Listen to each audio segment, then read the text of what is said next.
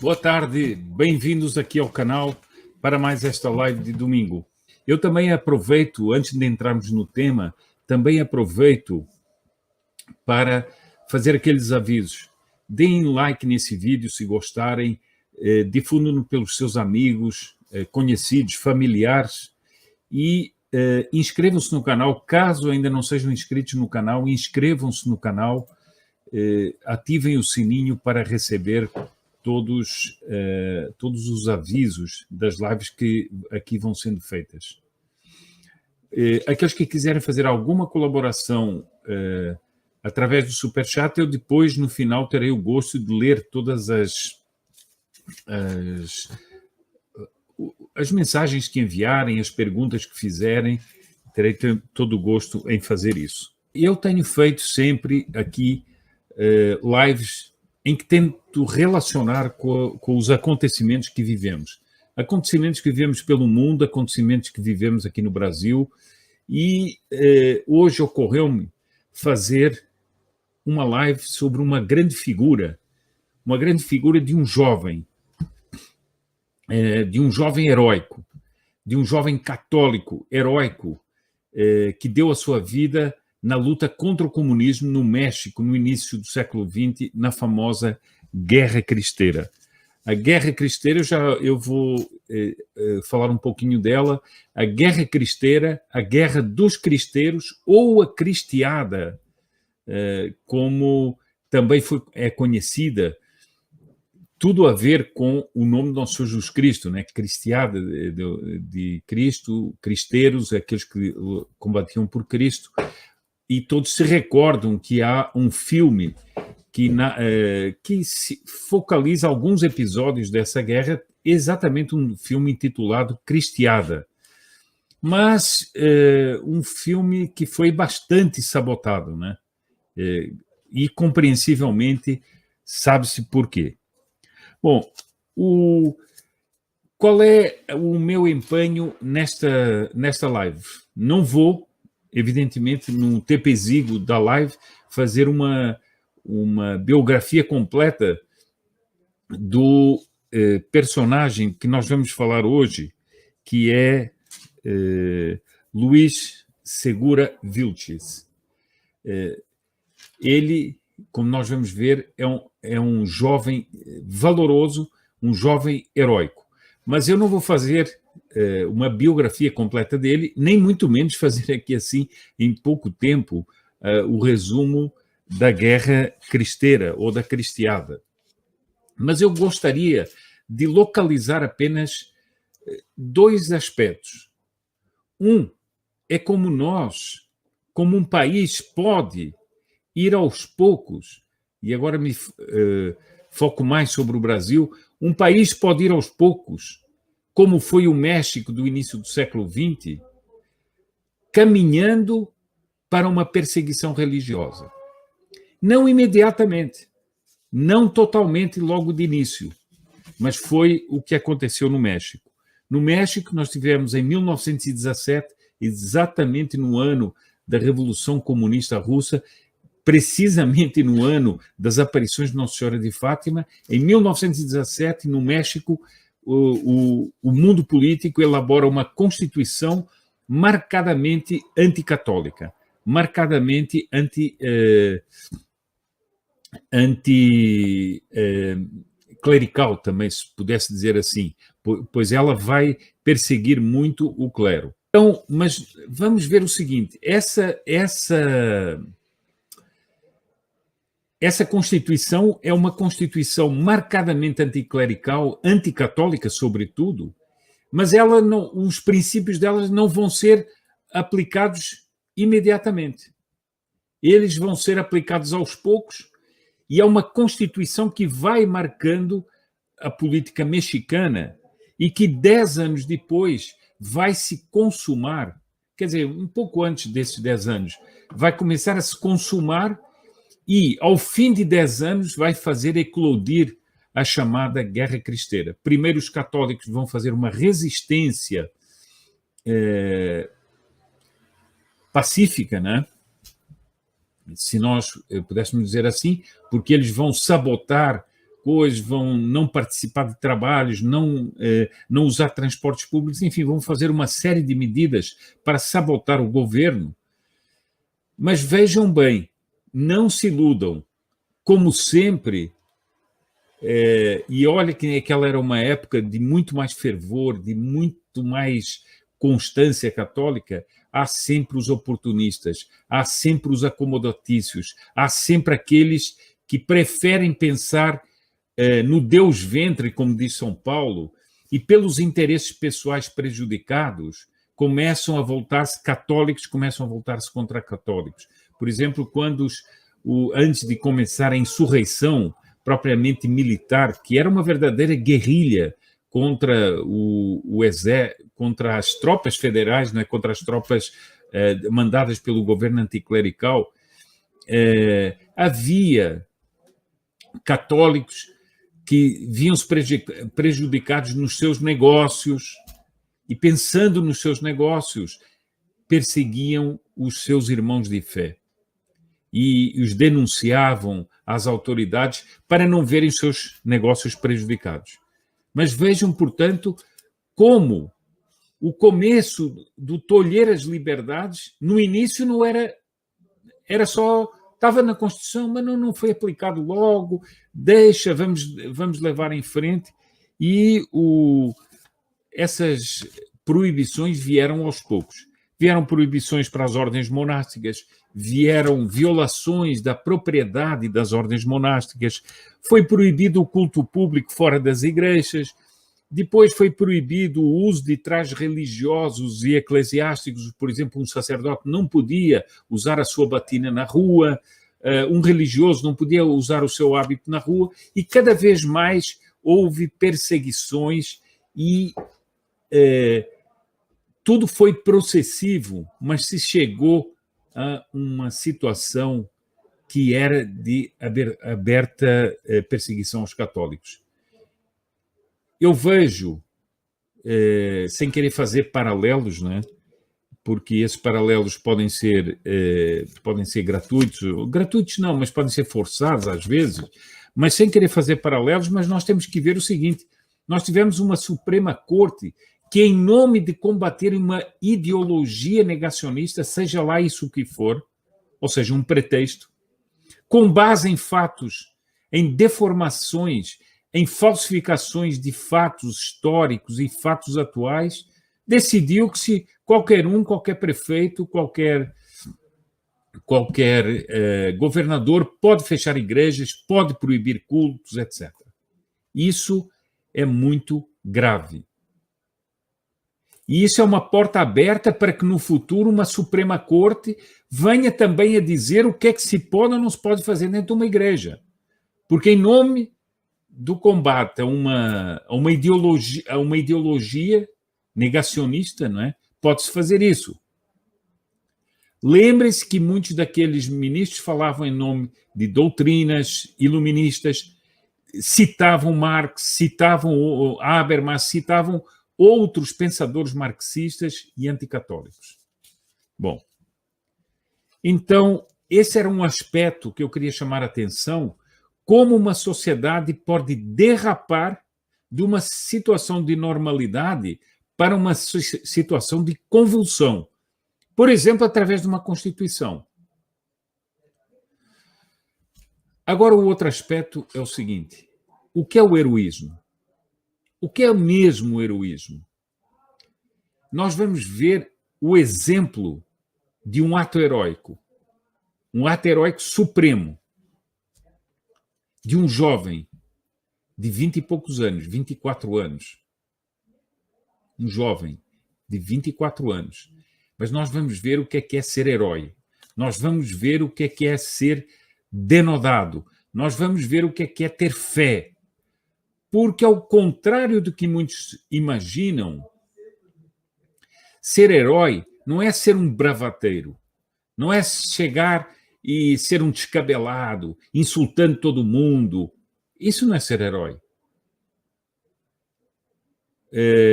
Não eram assim, por exemplo, os cavaleiros medievais. Não eram assim aqueles que lutaram contra a Revolução Francesa. Não eram assim aqueles que lutaram contra Napoleão, seja em Portugal, seja na Espanha, seja no Tirol, enfim, seja onde for. Todos esses tinham uma postura, e essa postura, por exemplo, na Guerra dos Cristeiros, na dita Guerra Civil Espanhola, que foi muito mais a cruzada contra o comunismo na Espanha, todas essas pessoas tinham marcadas o seguinte: davam um brado que era Viva Cristo Rei. Ou seja, eles lutavam por uma sociedade que reconhecesse a realeza de nosso Senhor Jesus Cristo. Por uma sociedade, não apenas a sociedade, mas a sociedade política também, reconhecesse a realeza de nosso Senhor Jesus Cristo. E é isso que nós vemos no México. Então, muitas vezes, nós vemos por aqui e por ali pessoas que é na base do insulto, é na base da ofensa, é na base da descompostura, que acham que é o heroísmo. Heroísmo é esse do Luís Segura Vilches, como nós vamos ver daqui a pouco. Vamos ver o que é uma pessoa senhora de si mesmo, que se domina as suas paixões e domina o seu medo. Esse é um verdadeiro herói. Bom, então, eu vou dar uns pequenos dados biográficos do Luís Segura Vilches. Ele nasce em 1903, portanto, bem no início do século XX. Ele vai se formar, é um engenheiro, vai se formar em engenharia. Vejam, um jovem formado em engenharia que podia estar pensando o seguinte: bom, agora eu vou comprometer minha carreira, eu vou comprometer o meu futuro. Ainda mais, ele era órfão de pai, desde bem jovem. Então, uma pessoa que já tinha esse grande problema que era ser órfão de pai. E, portanto, ele teria um papel ainda mais especial para sustentar a família. E ele vai pensar no quê? Vai pensar na carreira? Não, ele vai pensar... Era um jovem, ele vai pensar no quê? No México católico. Ele vai pensar em Nossa Senhora de Guadalupe, que abençoou o México, que sempre abençoou o México, e que tinha para o México espargia sobre o México uma proteção especial. Por isso, os cristeiros, não se diz muito, eles não gritavam apenas Viva Cristo Rei, eles gritavam Viva Cristo Rei e Viva Nossa Senhora de Guadalupe. Bom, esse jovem vai ingressar no movimento católico, na Ação Católica da Juventude Mexicana, vai se destacar como líder, vai depois entrar na Liga Nacional para a Defesa da Liberdade Religiosa, que é uma das organizações principais, depois na insurreição armada da famosa Guerra Cristera. Como é que ele era conhecido? Ele era conhecido por uma pessoa aprumada, por uma pessoa que se apresentava bem, que era formal, e por isso o chamavam El Licenciado. El Licenciado porque ele era formado, né? E como era uma pessoa muito formal e um trato muito, com uma postura sempre respeitosa, era conhecido como El Licenciado. Pois El Licenciado era um aventureiro, no bom sentido da palavra. Não era um maluco, mas era um aventureiro. Era um sujeito heróico. Era um sujeito sempre pronto a arriscar a vida. Há um fato muito interessante quando essa Ação Católica da Juventude Mexicana, eles eram vários jovens que estavam reunidos numa sede, e essa sede é atacada e por anticlericais, por comunistas.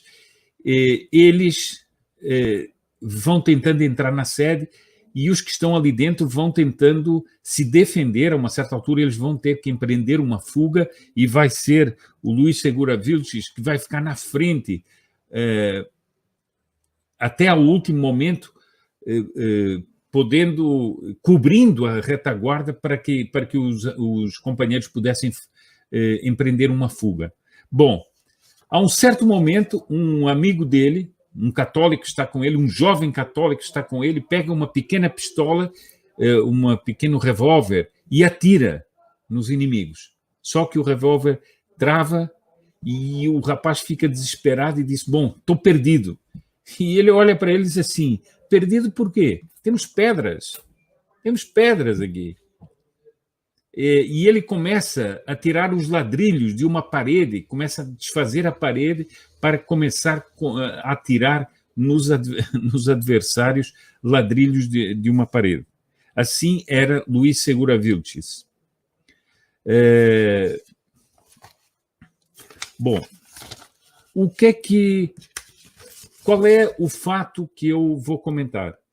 O Luís Segura Vilches participou de 2 tentativas de atentado contra o general Obregón, que era um dos próceres dessa Revolução Mexicana, dessa Revolução Comunista Mexicana. Eles tentaram fazer reforma agrária, eles empreendiam todo a ideologia que começava a animar nesse momento pelo mundo inteiro os movimentos comunistas.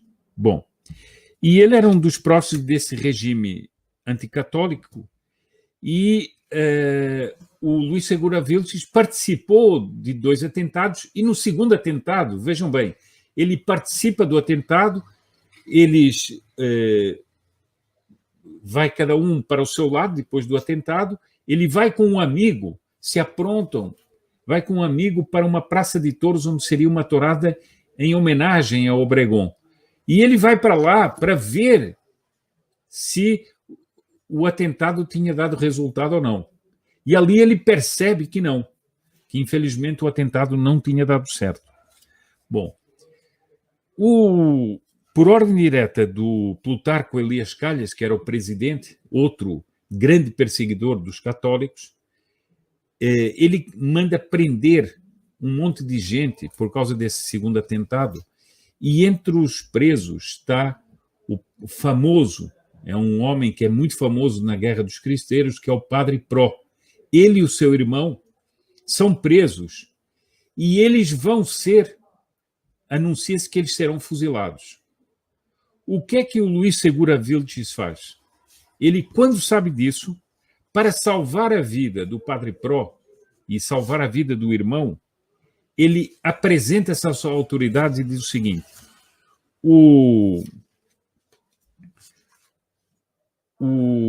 autor material e o autor intelectual desse atentado sou eu. Podem deixar os outros, porque eu sou o autor desse atentado. Então ele vai se entregar para salvar a vida dos outros. Infelizmente isso não vai dar certo, mas vejam que ele não pensou assim: bom, eu pelo menos me livrei, posso escapar e não me pegarão. Não. Ele, sabendo que era o Padre Pró e sabendo que era o irmão do Padre Pró que iam ser fuzilados, ele vai se apresentar às autoridades e diz: eu sou o responsável. Bom, e evidentemente, quando ele se entrega, ele é guardado numa cela, é preso numa cela, e ali estava aguardando que começassem as investigações, começassem um julgamento, que houvesse um julgamento, né? Mínimo julgamento, ainda que fosse uma farsa, que houvesse um mínimo julgamento. Entretanto, ele está ali, certamente com outros presos, e de repente chega um funcionário do governo Calles e o chama, e ele não sabia para onde ia. Só que ele, ao sair, ele percebe que ele vai ser fuzilado. Assim, sem mais. Ele não estava preparado para isso, não estava nada. E nós vamos ver a fotografia, porque está fotografado ele caminhando para o pelotão de fuzilamento, para a parede onde ele seria fuzilado, para o muro onde ele seria fuzilado. E nós vamos ver que ele está olhando porque minutos antes acabou de ser fuzilado o Padre Pró. Portanto, ele está vendo o cadáver do Padre Pró que tinha acabado de ser fuzilado. E nós vamos ver qual é a ufania desse jovem e como é que ele caminha para o pelotão de fuzilamento. Isso sim é heroísmo. E isso sim é o exemplo do que é o heroísmo católico, de que é o denodo. Bom, eu vou tentar aqui fazer uma operação técnica, vamos ver se dá certo, que é colocar, eu vou ler uns comentários, um artigo até, do Dr. Plínio sobre o Luís Segura Vilches, sobre essa cena do Luís Segura Vilches, mas para que todos possam acompanhar melhor e ver melhor, eu consegui aqui umas fotografias dessa cena e vou pô-las aqui na tela para ver se dá certo.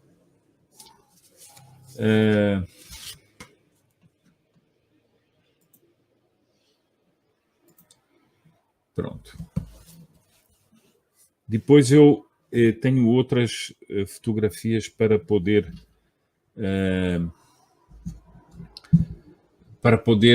podemos ver melhor. São 3 fotografias que eu tenho, eu ponho agora essa e depois mais à frente ponho outra e outra. Bom, então eu vou ler o artigo. Viva Cristo Rei!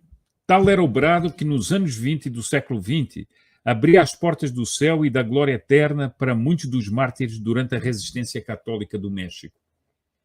Os mártires cristeiros que participaram heroicamente de tal resistência bradavam ao serem fuzilados pelo regime comunista contra o qual lutavam. Um regime tirânico que fechou as igrejas, perseguiu a religião católica e semeou a desgraça sobre a nação amada por Nossa Senhora de Guadalupe. Luís Segura Vilches não foi submetido a um julgamento. Sem qualquer aviso prévio, foi ele retirado do cárcere para enfrentar o pelotão de fuzilamento. Esse jovem também deu aquele glorioso brado quando foi alvejado pelos tiros de seus executores. Contra ele foi lançada a acusação de conspirar contra a vida do ímpio ditador Obregón. Agora vamos ver a descrição da fotografia. Vemos o prisioneiro caminhando para o local da sua execução, acompanhado por um sinistro funcionário do regime mexicano. Faça uma comparação desse sujeito que vai na frente e do jovem, a maneira como ele caminha, a maneira como ele se porta, e vejam no funcionário da tirania todo o oportunismo, toda a arrogância, e vejam bem a diferença entre os dois. Esse jovem também deu aqui... Bom, vemos o prisioneiro caminhando para o local da sua execução, acompanhado por um sinistro funcionário do regime mexicano. O jovem está sereno, como se atravessasse a nave de uma igreja após receber a Santa Comunhão, que lhe proporcionava o íntimo convívio eucarístico com o Deus pelo qual, dentro de alguns instantes, ele haveria de morrer. Puro, varonil, nobremente senhor de si, bem vestido, distinto e visivelmente dotado de boa educação, este herói pode legitimamente ser considerado um modelo de jovem católico sério, generoso, cheio de fé e cheio de coragem. Luís Vilches se vinculara ao movimento cristeiro e, graças à sua vigorosa personalidade, a seu fervor e a sua inteligência, logo se tornou um dos seus propulsores.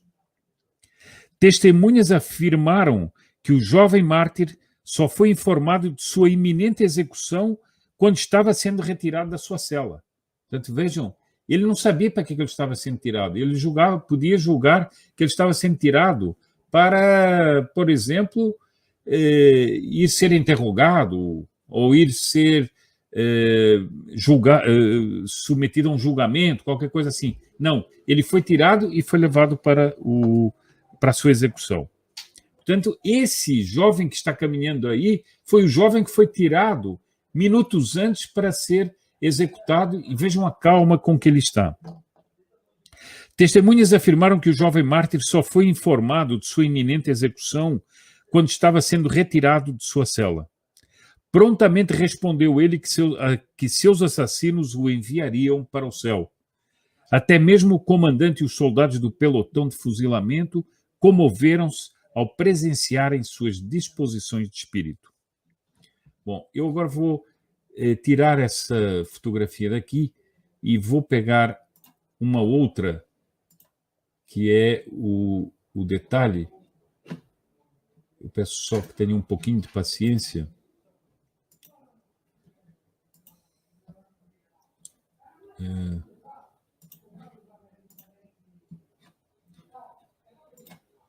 Pronto. Agora é o detalhe, eu vou ler aqui assim o texto que diz respeito. Agora, como está mais perto, vejam bem o olhar dele. Vilches teve que passar perto do cadáver ainda quente do célebre Padre Pro. Ele está olhando para um ponto à sua direita, onde jazia o corpo do famoso sacerdote jesuíta executado minutos antes. Enfrentando Vilches essa situação, não se nota em suas feições nem mesmo a menor crispação. Ele não dá o menor indício de pânico ou de desalento. Sua expressão fisionômica permanece imutável enquanto contempla a dura realidade tão cruelmente apresentada a seus olhos. Ou seja, o amigo e sacerdote que ele tinha querido salvar estava ali fuzilado. Ele ia ser fuzilado, mas vejam a calma com que ele caminhava para isso. Ele será a próxima vítima da Revolução Comunista, e comentaristas da época confirmam que não se observou nenhuma alteração em seu plácido semblante. Agora vem uma reflexão exatamente sobre essa postura diante dos acontecimentos, porque essa postura heróica, por isso é que eu perguntava o que é verdadeiramente heroísmo. Porque nós vamos ver o seguinte, ele não está pensando em si mesmo. Como muitas pessoas hoje ficam pensando, mas o que é que vai ser de mim? O que é que vai ser de mim? Ele está pensando na causa da igreja, no México católico e, claro, que também em si, mas secundariamente.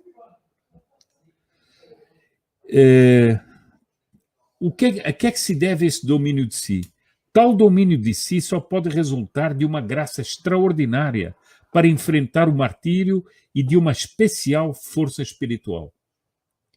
Sua alma era forte, porque ele se preparou mediante longos sofrimentos anteriores. Através de árdua reflexão e meditação, ele encarou o mais trágico que lhe poderia suceder. Eu disse, por exemplo, era um jovem que podia estar pensando na carreira dele. Em posição ereta e olhando para o céu, a 23 de 11 de 1927, Vilches enfrentou com fé e confiança de mártir as balas assassinas. Esperem que eu vou agora pegar a terceira foto que eu selecionei aqui.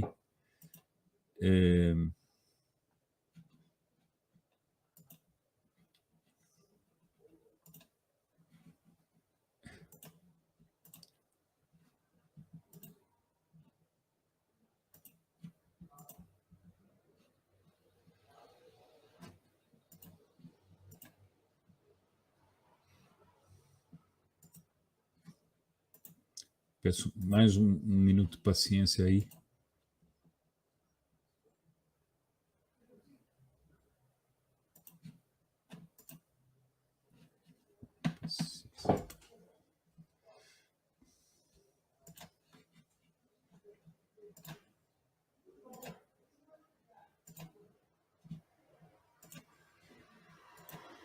Mais um minutinho, por favor.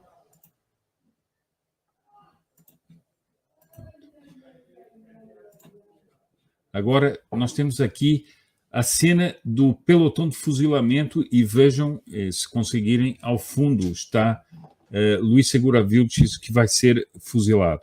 E eu vou agora ler a parte que diz respeito a isso.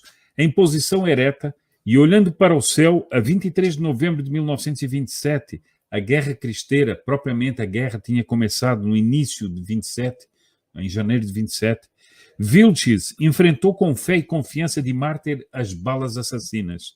Em nossos dias, O homem detesta preparar-se para o pior. Prefere sempre sonhar com o melhor, imaginar uma idílica situação para si mesmo, na qual lhe suceda tudo de bom, sem interferência de qualquer mal. Ele assim age para não ser obrigado a reconhecer a importância do sofrimento no tocante à própria santificação. Qual a consequência? Quando ocorre o pior, o ânimo da pessoa que foge do sofrimento entra em colapso.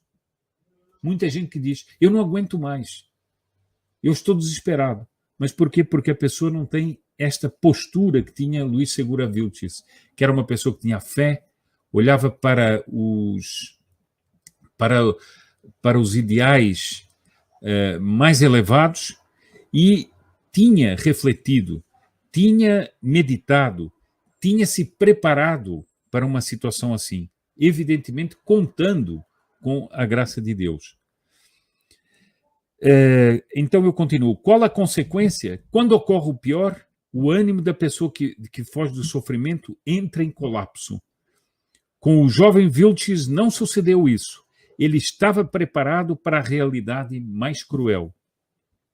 Vejam o que ele disse. Ele foi encostado ao muro onde seria fuzilado. Ele que foi inesperadamente apanhado para ser fuzilado, ele disse o senhor.